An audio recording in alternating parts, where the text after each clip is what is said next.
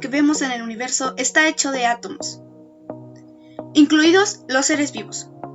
La diferencia radica en que lo que está vivo tiene una composición especial y muy diversa. Y estas moléculas están en todos los seres vivos.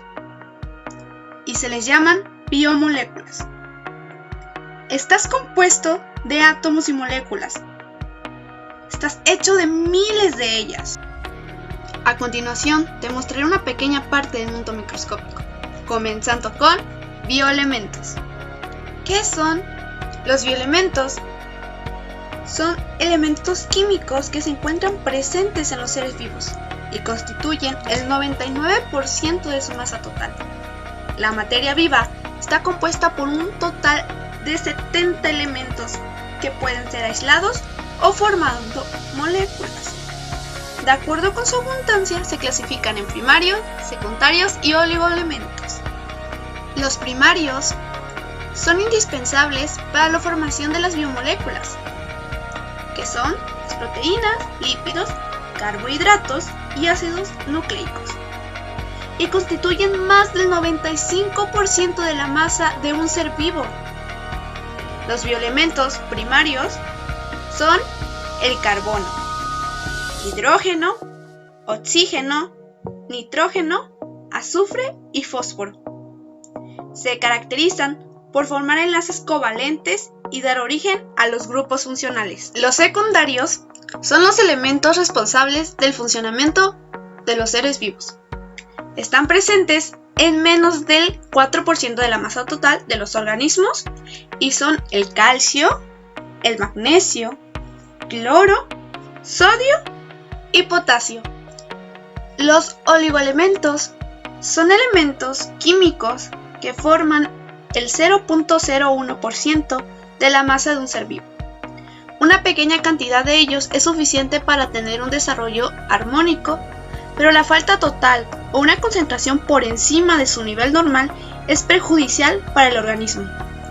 Dentro de estos tenemos los que son indispensables y los encontramos en todos los seres vivos, como son el magnesio, hierro, cobalto, cobre, zinc, flúor, yodo y litio. Y los variables debido a que no todas las especies las presentan, como lo son el boro, aluminio, vanadio, malvedio y silicio. Y esos serían los bioelementos. Ahora hablaremos de por qué el agua es fundamental para los seres vivos. El agua es el elemento más importante para nosotros. Gracias a él, funcionan correctamente nuestros órganos y podemos llevar a cabo miles de actividades. El agua representa entre el 50 y el 90% de la masa de los seres vivos y cubre cerca del 75% de la superficie del planeta. Esta misma tiene átomos de hidrógeno que se enlazan al átomo de oxígeno a través de un enlace covalente. Cada átomo pone un electrón para formar el enlace, compartiendo así un par de electrones. Esta molécula es triangular debido a la repulsión que existe entre los electrones que forman el enlace y los 4 electrones libres del oxígeno. Estos ocasionan que la molécula de agua se acomode de forma triangular o no lineal. Esta estructura le da al agua una de sus características más importantes, la polaridad. La polaridad, por su parte, se refiere a que hay una distribución desigual de los electrones, lo que ocasiona que una parte de la molécula esté cargada positivamente, que son los hidrógenos, y otra negativamente, que son los oxígenos. El agua es solvente. Esto se debe a la polaridad que vuelve al agua con esta característica, ya que sus átomos de oxígeno cargados negativamente serán atraídos por aquellos átomos cargados positivamente. Lo mismo pasará con los iones o átomos cargados negativamente, solo que en esta ocasión los hidrógenos positivos serán atraídos hacia ellos. Después de esta pequeña introducción, ahora veremos biomoléculas y grupos funcionales. Aquí tenemos un pizarrón, las preguntas a responder. Y esas son: ¿cómo se forman? ¿Qué es? ¿Cuáles son las más frecuentes? ¿Carbono la base de las moléculas orgánicas? ¿Biomoléculas? Pues comencemos a responder las preguntas. Así se forman. Las biomoléculas se forman a partir de cadenas de carbonos y de unos grupos funcionales, que son grupos particulares de átomos que determinan las características y la reactividad química de las moléculas. Los más frecuentes en las biomoléculas son el hidroxilo. El grupo hidroxilo, OH, al unirse a carbonos, forma los alcoholes, los cuales son compuestos polares y por lo tanto solubles en agua. A temperatura ambiente son líquidos y son muy buenos para formar puentes de hidrógeno. Intervienen las reacciones de deshidratación y de hidrólisis. El grupo cetona se encuentra situado entre dos carbonos. La solubilidad en agua disminuye conforme la cadena de carbonos aumenta. Por presentarse en medio de la cadena de carbonos, son menos reactivas que los aldehídos. Tienen un olor agradable y son muy útiles en la síntesis de otros compuestos y disolventes. Al presentarse en los carbohidratos, se les conoce como cetosas. Mientras el número de carbono no sea mayor a 11, son líquidas a temperatura ambiente. El grupo aldehído tienen un átomo de hidrógeno unido al carbono. Es un grupo característico de los carbohidratos, en cuyo caso se le llama aldosa. La solubilidad en agua de los aldehídos se irá perdiendo conforme la cadena de carbonos sea mayor. Los encontramos líquidos a temperatura ambiente. En el grupo fosfato, el fosfato se une a 4 átomos de oxígeno, por lo que se comporta como ácido. En los tejidos vivos puede contribuir a la solubilidad de las moléculas orgánicas. Además es el grupo portador de la energía celular en el ATP, indispensable para la respiración y la fotosíntesis.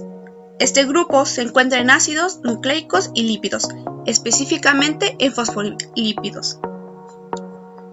El grupo carboxilo tienen un carbono unido a 1H. El grupo carboxilo será la base para formar los ácidos carboxílicos. Estos ácidos se encuentran de manera abundante en la naturaleza. Además son polares. Si la cadena de carbonos es pequeña, al crecer la cadena de carbonos, la solubilidad en agua se pierde o se vuelven moléculas anfipáticas, es decir, con una parte soluble y otra insoluble en agua. Las encontramos en los ácidos grasos. El grupo metilo es un grupo no polar que ocasiona que las moléculas sean hidrofóbicas. En realidad es un grupo muy estable que casi no presenta reactividad química. La encontramos en casi todas las moléculas orgánicas, especialmente en los lípidos. Como podemos ver, se constituye por un carbono unido a 3 hidrógenos. El grupo ester se obtiene de la reacción de un ácido carboxílico y un alcohol. Son moléculas más hidrosolubles que las cargas de cadenas de carbono, pero más hidrofóbicas que un alcohol. Son los responsables de los sabores y fragancias de las flores y frutos. Tienen presencia en ceras, grasas y aceites, tanto vegetales como animales, y en los ácidos nucleicos al formar el enlace fosfodiéster. Las aminas se forman cuando un nitrógeno se une a una cadena de carbonos. Como el nitrógeno forma 3 enlaces, uno de ellos es el carbono y 2 pueden ser átomos de hidrógeno. Si el grupo amina se encuentra unido a una cadena pequeña de carbonos, será soluble en agua, pero conforme la cadena aumenta, su solubilidad disminuye. Todas las aminas son básicas y reaccionan con los ácidos formando sales, muchos de los cuales son solubles en agua. Pueden unir un H adicional adquiriendo carga positiva. Las encontramos en los aminoácidos y en las bases nitrogenadas de los ácidos nucleicos. El grupo sulfohídrico está principalmente en las proteínas o aminoácidos. Cuando se encuentran dos grupos sulfohídrilos, estos interaccionan para formar un enlace sulfohídrilo que es de vital importancia en el plegamiento de las proteínas. Este grupo es apolar, es decir, insoluble en agua, y se comporta como ácido. Y eso sería todo de las partículas que forman las biomoléculas, es decir, los grupos funcionales. Y pues ahora vamos con lo más importante, que es el carbono, la base de todo, porque no podemos comenzar con los demás temas sin saber del carbono. ¿Por qué el carbono es la base de las moléculas orgánicas? Pues el átomo de carbono es el más abundante en la composición química de la materia viva y el elemento con mayor importancia en los seres vivos, aunque en la corteza terrestre no sea el más abundante. Pero en los seres vivos, como podemos observar en la imagen, estamos constituidos por 19.37% de carbono y 0.63 de fósforo, 0.64 de azufre, 5.14 de nitrógeno y 9.31 de hidrógeno, y sobre todo, uno de los más abundantes dentro de nosotros es el oxígeno con 62.81%. En nuestra corteza terrestre, como podemos ver, el silicio es un 27.7%, el calcio 3.6%, el sodio 2.8%, el potasio 2.6%, el aluminio 8.1%, el hierro 5%, oxígeno 46.6% y el resto 1.5%, incluido el carbono. Entonces, con esto podemos decir que el carbono es muy esencial para la vida. Como datos químicos, el carbono tiene número atómico de 6, con un peso molecular de 12.01, presenta una configuración espacial tetraédrica y la capacidad de formar 4 enlaces covalentes, ya sean simples, dobles o triples. Estas son características químicas que le permiten formar cadenas tridimensionales más o menos largas, que en este caso son cadenas lineales, cadenas ramificadas y cadenas cíclicas. Del lado izquierdo podemos observar una cadena cíclica, es decir, que se cierra, y al lado derecho una cadena lineal.